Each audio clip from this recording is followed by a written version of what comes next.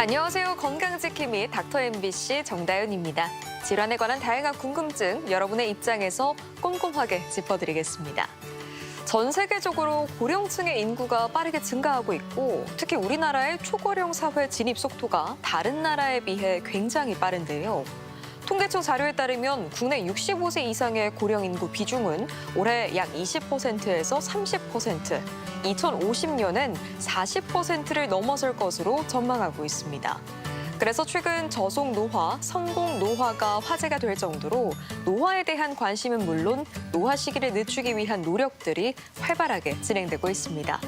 그래서 오늘은 원광대학교 병원 내분비 대사내과 정진우 교수와 함께 노화와 호르몬 변화에 대해 알아보겠습니다. 노화와 함께 호르몬 분비가 감소하거나 변화하면서 신체와 정신에 다양한 변화가 나타납니다. 중년기 이후 호르몬 감소는 자연스러운 과정이지만 이 과정을 얼마나 잘 이해하고 어떻게 관리하느냐에 따라 삶의 질이 확실히 달라질 수 있다고 하는데요. 그래서 오늘은 내분비 대사내과 전문의 정진우 교수와 함께 노화와 호르몬의 변화에 대해 자세히 알아보겠습니다. 네, 교수님 안녕하세요. 네, 안녕하세요. 네, 요즘 앞서 말한 것처럼 이 저속 노화가 화제입니다. 이 노화는 어떤 건가요? 네, 노화는 일반적으로 누구나 다 안다고 생각하지만 사실은 학자마다 정의가 조금씩 다르기는 합니다. 일반적으로는 성숙기 이후에 나타나는 신체의 전반적인 변화를 뜻하는데요. 네.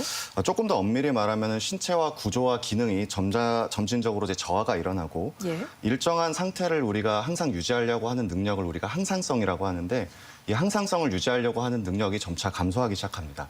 그러다 보니까 우리 몸의 회복 능력이 감소하고 어떤 암이라든지 심뇌혈관 질환, 당뇨나 혈압과 같은 이제 퇴행성 만성 질환이라든지 이런 것 같은 질병에 대한 감수성이 이제 증가하기 시작해서 네. 결과적으로는 생존 가능성이 점차 떨어지게 되는 것을 우리가 노화라고 합니다. 그래서 우리가 일반적으로는 근육량이 감소하고 사고 속도가 떨어지고 기억력이 저하되고 여성에 있어서는 폐경이 일어나고 이런 시간 순서에 따른 노화를 우리가 보통의 노화라고 하는데요. 네.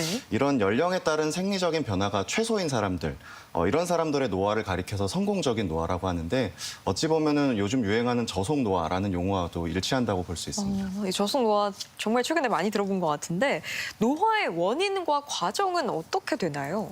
네, 그 노화의 원인은 어떤 하나의 과정으로 설명하기보다는 여러 가지 어떤 생물학적 요인들이 복합적으로 일어나는 다인자 과정이거든요. 네. 우리가 흔히 말하는 노화의 표지들이 그 핵심인데 쉽게 설명하면은 어떤 인체의 가장 작은 단위인 이제 유전자부터 설명을 드리면은 유전자는 어떤 세포의 설계도와 같은 역할을 하는데 이 유전자의 오류가 자주 생기게 되고요. 예. 또 유전자보다 큰 단위인 이제 염색체 끝에는 텔로미어라는 분열을 거듭할수록 닳아 없어지는 그런 마모 캡 방지 캡 같은 게 있거든요. 네. 그래서 세포가 분열을 거듭할수록 이 텔로미어가 좀 닳아 없어지게 되고 그러다 보니까 유전자 스위치가 정상적으로 작동하지 않을 때가 있고 그러다 보니까 손상된 단백질이 제대로 처리가 되지 않을 때가 있고 그러면서 조금 더 큰 단위인 이제 세포 안에 미토콘드리아라고 하는 어떤 에너지 공장이 있는데 네. 에너지 공장도 이제 쇠약해지고 또 더 이상 분열하지 않는 노화세포가 주변 조직으로 이제 염증 물질을 이제 보내기도 합니다. 이렇게 되면은 만성적인 염증에 이제 노출되게 되고 또 이제 세포 단위로 보면은 줄기세포는 우리가 피부라든지 연조직이라든지 다양한 분화가 가능한 것이 줄기세포라고 하는데 네. 이 줄기세포가 고갈이 되고 점차 세포 간의 통신 자체도 좀 어려워져서 결과적으로는 작은 스트레스에도 우리가 균형을 회복하기가 어려워지는 그런 일이 발생합니다. 근데 중요한 점은 이 모든 과정들이 호르몬이 이 표지자들의 어떤 직접적으로 혹은 간접적으로 조정할 수 있는 조정자로서의 역할을 하는데요. 내분비 신호의 리듬과 균형이 유지가 잘 되면은 네. 같은 손상이라고 하더라도 회복이 빠르고요.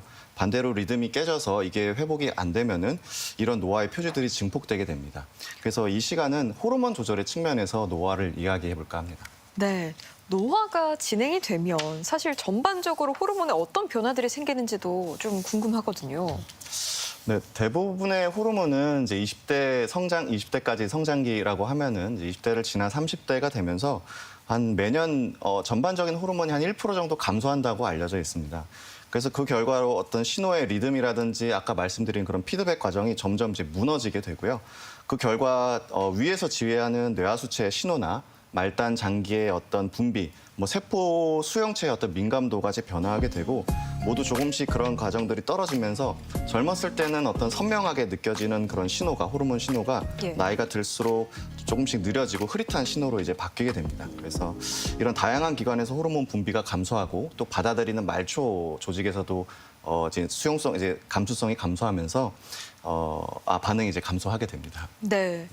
여성의 경우에는 이제 폐경을 겪잖아요. 폐경 후에 몸의 변화들도 많이 달라지는데 호르몬 변화 때문이라고 볼 수 있을까요? 네, 맞습니다.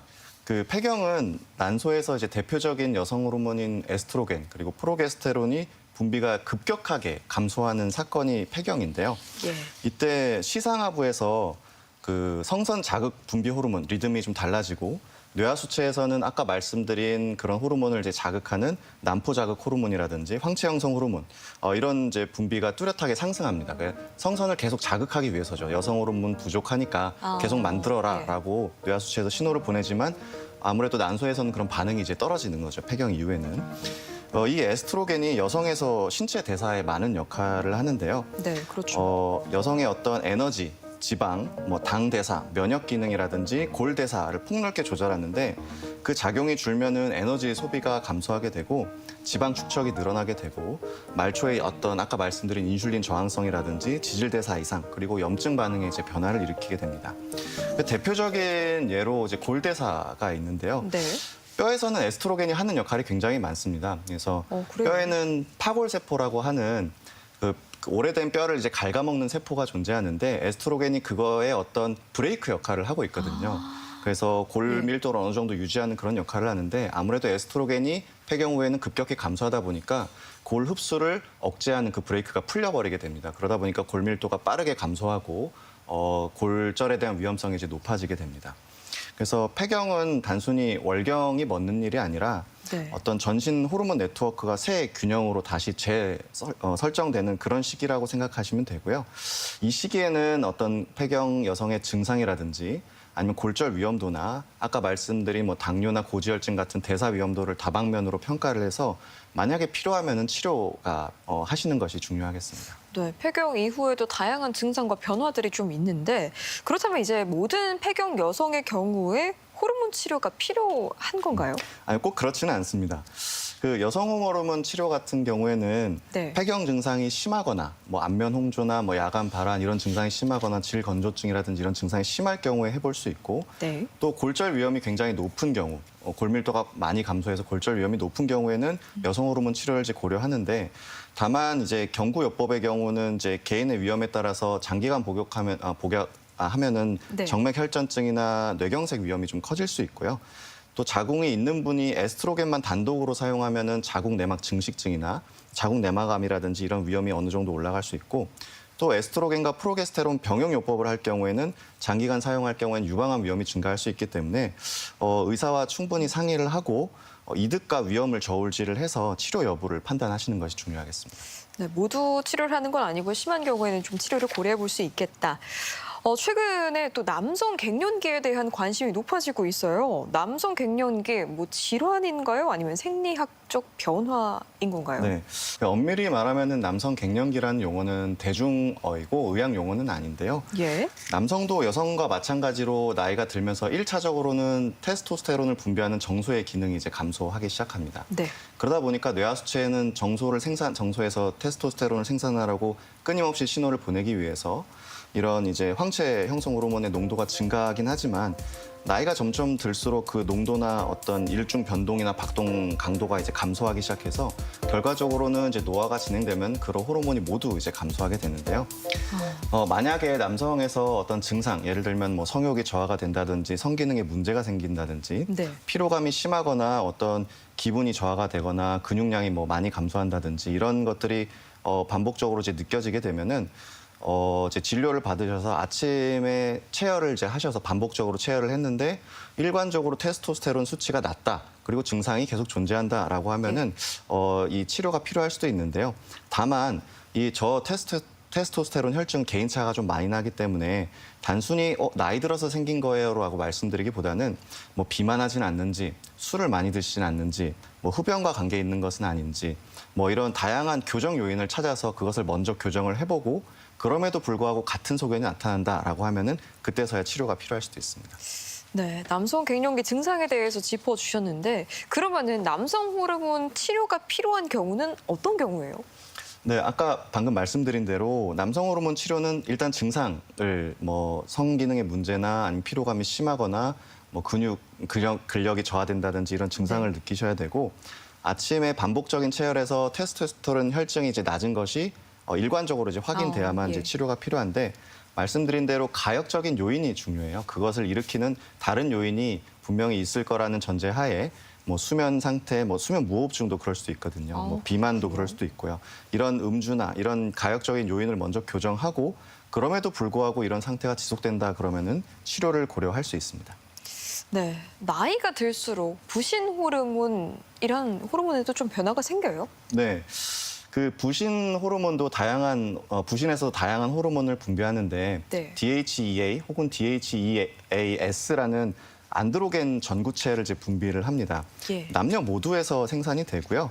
일종의 젊음의 호르몬이라고도 불리는데 네. 이 스트레스 적응하는 데 도움을 주고 또 면역 기능을 조절하는 데 도움을 주고 또 기분이나 활력감을 증진시키는 데도 도움을 줍니다. 근데 이 DHEA라는 호르몬은 혈액을 타고 돌다가 근육이나 지방과 같은 말초 조직에 그 필요에 따라서 필요하면은 에스트로겐, 필요하면 테스토스테론 이렇게 바뀔 수가 있거든요. 성호르몬으로 현지 변환되기 때문에 정소, 난소 외에도 성호르몬의 일부를 담당한다고 생각하시면 됩니다.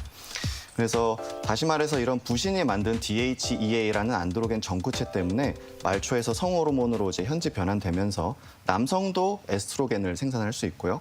여성도 네. 일부 테스토스테론이 만들어질 수 있습니다. 그렇군요. 그래서 이 나이가 들면서 남녀 모두 이 DHEA라는 이제 호르몬이 점차 감소하게 되는데요. 그 남성이 이제 나이가 들면서 아까 말씀드린 대로 정소 기능이 떨어지면서 테스토스테론도 이제 감소한다 그랬잖아요. 또 여성은 네. 폐경으로 에스트로겐도 이제 떨어지고요. 맞아요. 근데 이때 중요한 것은 어떤 호르몬의 절대 수치의 급감보다는 호르몬 비율의 변화가 발생하는데요. 그 요즘 말하는 애견남, 뭐 테토녀 이런 것도 좀 맞아요. 유사하다고 볼 수 있죠. 그래서 그 남성에서는 테스토스테론이 줄어들게 되는데 또 상대적으로 부신에서 기원해서 이제 말초에서 여성 호르몬으로 변환하는 그런 에스트로겐의 비중이 좀 증가하게 됩니다. 또 내장 지방이 늘어나게 되면서 테스토스테론에서 에스트로겐으로 이제 전환되는 비율도 늘어나게 되고요. 그러다 보니까 어떤 신체적으로는 뭐 유방 비대가 생길 수도 있고 체지방이 늘어나고 체모도 감소하고 네. 또 성격이 이제 나이가 들면서 점점 좀 부드러워지고 또 눈물도 많아지고 또 내향적이 되고 이렇게 약간 이제 여성성이 조금 더 이제 증가되기 시작합니다. 그에 반해서 여성 같은 경우에는 네. 폐경은 에스트로겐이 급감하는 사건이라 그랬잖아요. 맞아요. 부신에서도 DHEA가 감소하긴 하지만 이 폐경의 에스트로겐이 급감하는 것만큼 감소되지는 않거든요. 그러다 보니까 어떤 상대적으로 이제 말초에서 테스토스테론으로 이제 전환되는 비율이 어느 정도 보존돼 있는데 그러다 보니까 여성이 이제 나이가 들게 되면서 신체적으로는 이제 목소리 변화가 일어날 수 있고 정수리에 어떤 모발이 가늘어지고 탈모가 생길 수도 있고요.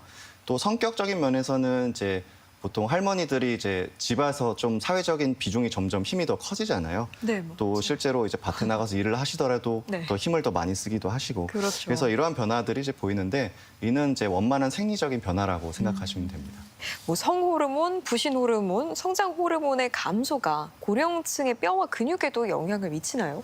네, 이러한 성호르몬, 뭐 성장 호르몬, 부신 호르몬 이런 변화가 점차 감소가 되는 그 변화가 동반되면서 노화에서 가장 눈에 띄는 변화가 바로 근육량이 감소하고 예. 지방량이 이제 증가되는 겁니다.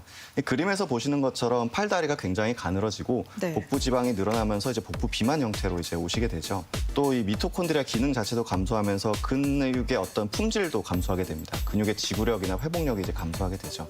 특히 여성에서는 에스트로겐 감소가 골다공증 위험을 굉장히 많이 높이고요. 그러다 보니까 이런 다양한 변화가 동반되면서 근육과 뼈가 동시에 약해지는 상태가 발생하는데 이걸 우리가 골 감소 혹은 이제 근 감소증이라고 합니다. 결국 이는 낙상이라든지 골절의 위험을 이제 높이고 회복이 더뎌지게 만드는 좀 위험한 요인이 되기도 하죠. 또 하나 궁금한 게 나이가 들면 갑상선 기능에도 변화가 생기나요? 네, 맞습니다. 나이가 들면서 갑상선 기능도 서서히 약해지는데요. 네. 우리 몸의 이제 뇌하수체에서는 갑상선 기능이 약해지다 보니까 나이가 들면은 뇌하수체는 갑상선 호르몬이 부족하네. 그럼 갑상선 호르몬을 더 생산해라고 해서 갑상선을 자극하는 호르몬이 나이가 들면 조금씩 더 이제 증가하게 됩니다. 그래서 건강한 노인한테도 이 갑상선 자극 호르몬 TSH라는 호르몬이 네. 점차 이제 올라가는 경향이 보이는데요.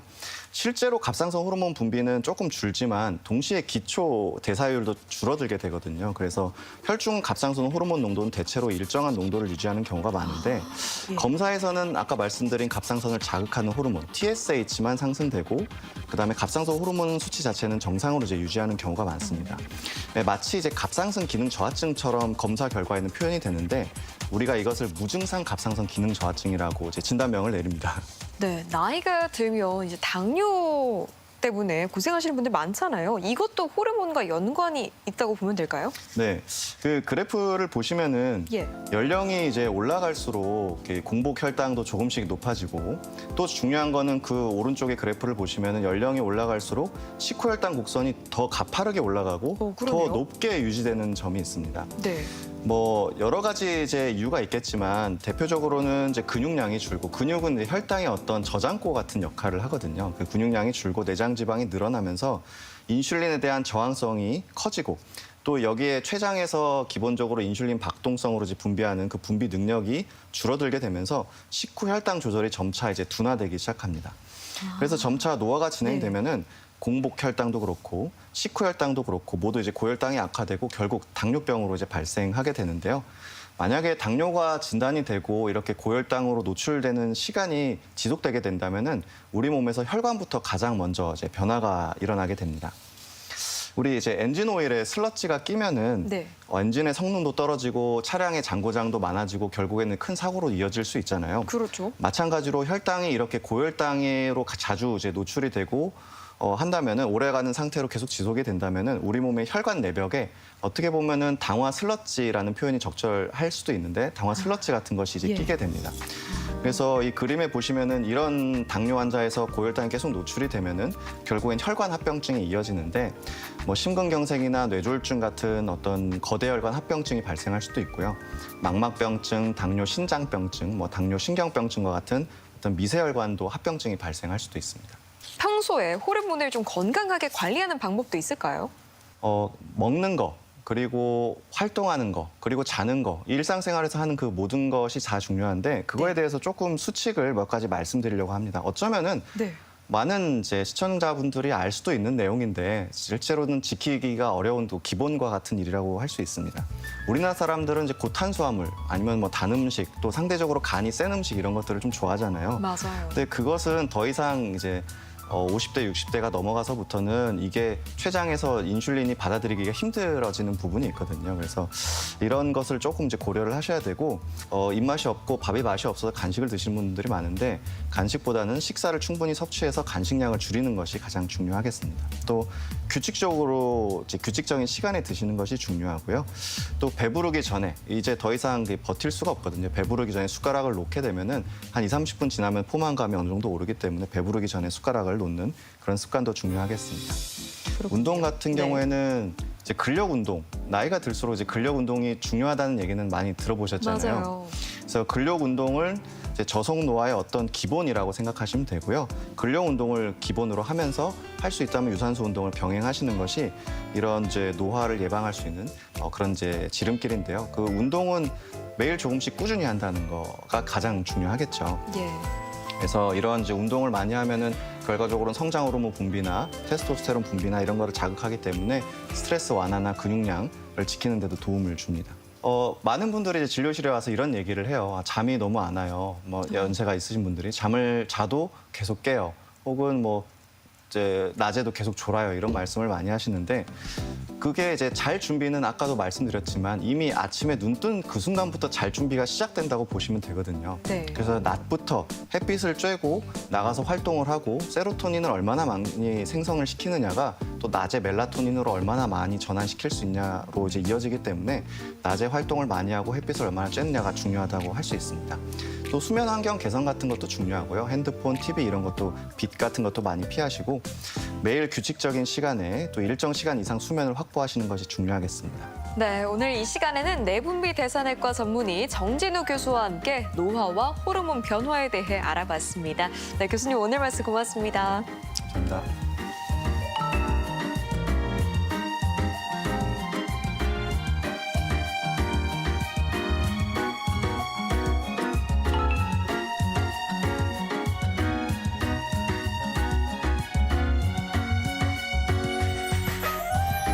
최근 코로나19와 독감이 유행하면서 마스크를 착용하는 분들이 많은데요. 마스크 감염 예방에 효과적이지만 피부 자극과 호흡기의 불편함을 초래할 수 있기 때문에 올바른 착용과 관리가 중요합니다.